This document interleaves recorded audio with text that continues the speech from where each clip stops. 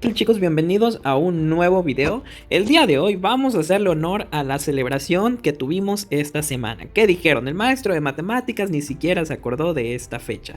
Pues claro que sí me acordé y sobre todo sé que a esta edad para ustedes, sobre todo a las niñas, les hace mucha ilusión, pues el 14 de febrero. Y es por eso que el día de hoy la temática va a ser esa. Voy a explicar el tema nuevo que vamos a estar viendo, pero con unos fondos que hacen alusión a esta fecha que para muchos es importante. Muy bien, comencemos. Ahora vamos a ver un tema llamado trigonometría. Y esta es la introducción para que nosotros podamos entender qué es lo que vamos a estar haciendo posteriormente y en los siguientes días que estaré subiendo videos. Bueno, si ustedes leen la palabra trigonometría, como lo he dicho anteriormente, si nos fijamos en el primer prefijo tri, pues estaríamos relacionándolo con una de las figuras geométricas, el triángulo. Y efectivamente, ahora nos corresponde estudiar al triángulo. Vamos a estudiar varias características que poseen los triángulos. Vamos a ver cómo podemos relacionar algunas ecuaciones que podemos sacar de provecho de las características de los triángulos. Pero antes de eso, vamos a recordar un tema muy especial que de hecho pertenece al tema de la trigonometría, porque dicho sea de paso, la trigonometría es una parte de las matemáticas que se encarga de estudiar pues a los triángulos. Y uno de estos temas que ya vimos precisamente es el teorema de Pitágoras. El teorema de Pitágoras, como ustedes ya saben, y si no lo saben el día de hoy lo van a aprender, pues se construyó a partir del triángulo rectángulo.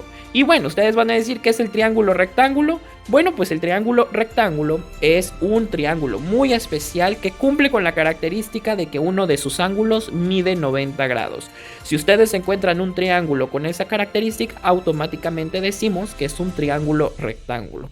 Además de eso, habíamos dicho que los triángulos rectángulos tienen esta característica especial que a sus lados les vamos a bautizar con un nombre. Y en este caso, dos de sus lados van a llevar por nombre catetos y uno va a llevar por nombre la hipotenusa.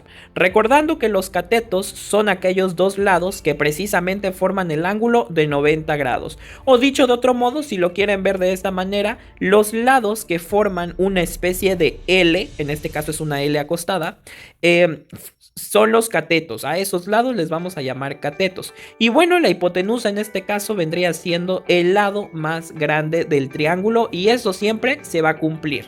Ahora bien, aparte de eso también habíamos dicho que vamos a estar utilizando las letras A, B y C pues para nombrar estos mismos lados.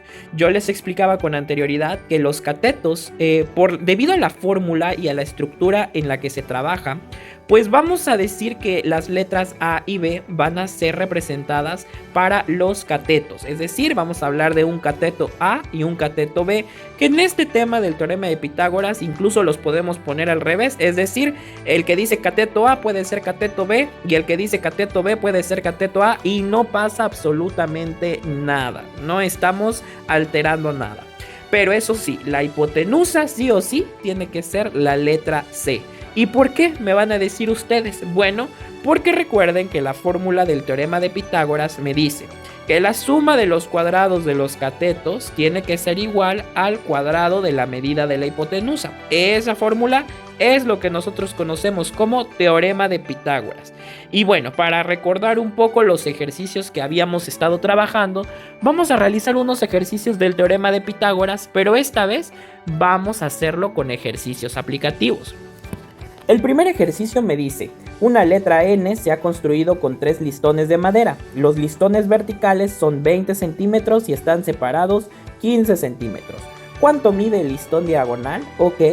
El primer tip que les voy a dar para poder resolver un problema, si se dan cuenta acá como tal, pues no me están dando un triángulo rectángulo, porque vuelvo a repetir, el teorema de Pitágoras se utiliza únicamente con el triángulo rectángulo.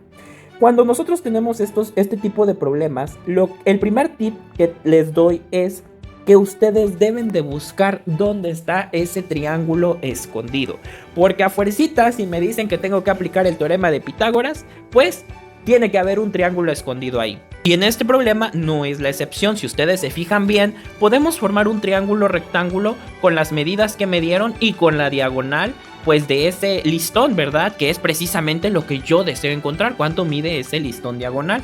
Bueno, pues ahora sí, una vez que tenemos eso, recuerden que los catetos pues vienen siendo los que forman la L, que en este caso son las medidas que sí conocemos, 15 y 20, y pues la hipotenusa viene siendo la letra C, que ya le puse C porque pues no conozco esa medida, y una medida que no conozco la represento con su respectiva letra. Una vez que tengo esto, pues básicamente ya es de aplicar nada más el teorema de Pitágoras, y de hecho aquí se los estoy poniendo directamente porque yo quiero que ustedes sean quienes analicen todo el procedimiento paso por paso. Pero a grandes rasgos les explico. Lo primero que hice fue sustituir los valores de los catetos, porque aquí las medidas conocidas son los catetos. Fíjense que el lado que mide 15 centímetros, pues yo le asigné la letra A, y el lado que mide 20 centímetros yo le asigné la letra B. Puede ser al revés, no hay ningún problema. Puede decir, por ejemplo, 20 al cuadrado más 15 al cuadrado y van a llegar exactamente al mismo resultado. Y una vez que hacemos eso, jóvenes, el siguiente paso pues es resolver esos números elevados al cuadrado. ¿Cuánto es 15 al cuadrado? Pues 225. ¿Cuánto es 20 al cuadrado? Es 400. Una vez que ya resolví las potencias al cuadrado, pues únicamente hago la sumatoria. 225 más 400 es igual a 625.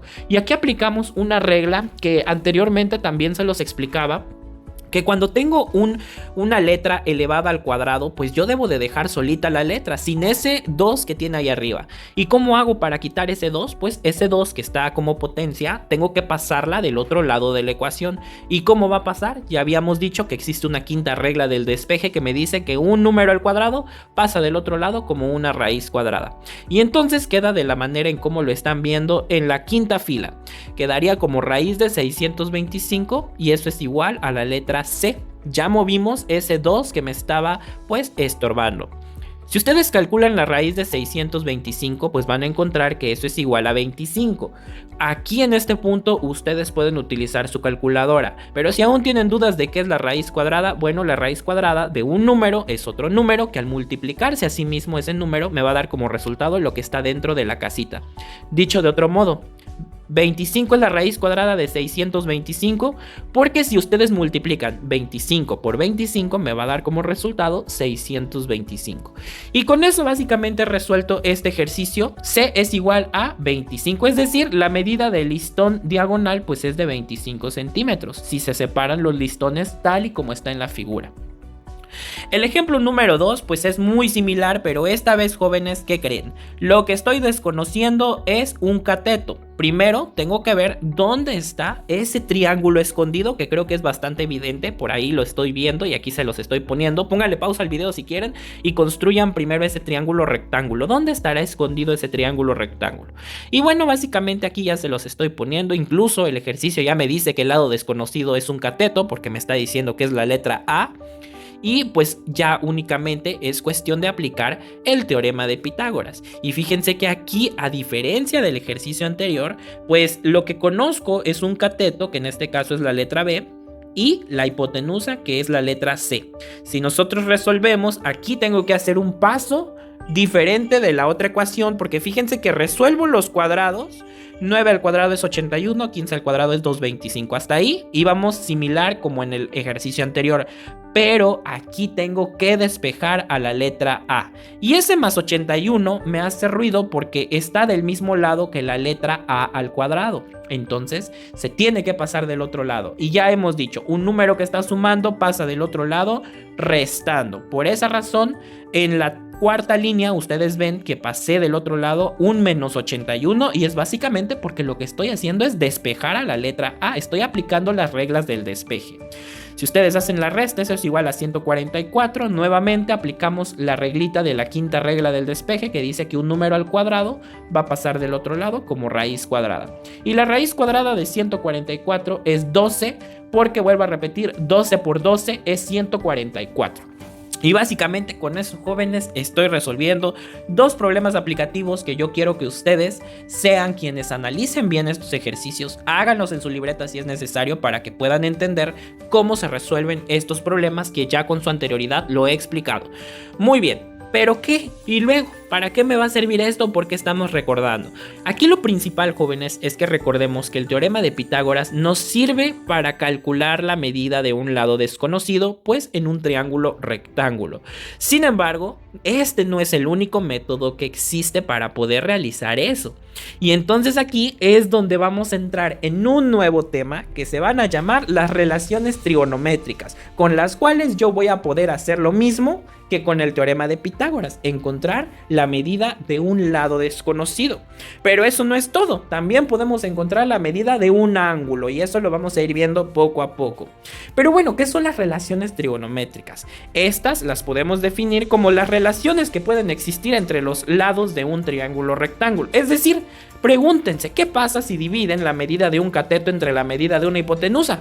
Bueno, pues a ese resultado le vamos a tener que asignar un nombre para poder diferenciar, porque pueden haber distintas combinaciones. A lo mejor divido al revés la hipotenusa entre el cateto, ¿qué obtendría yo?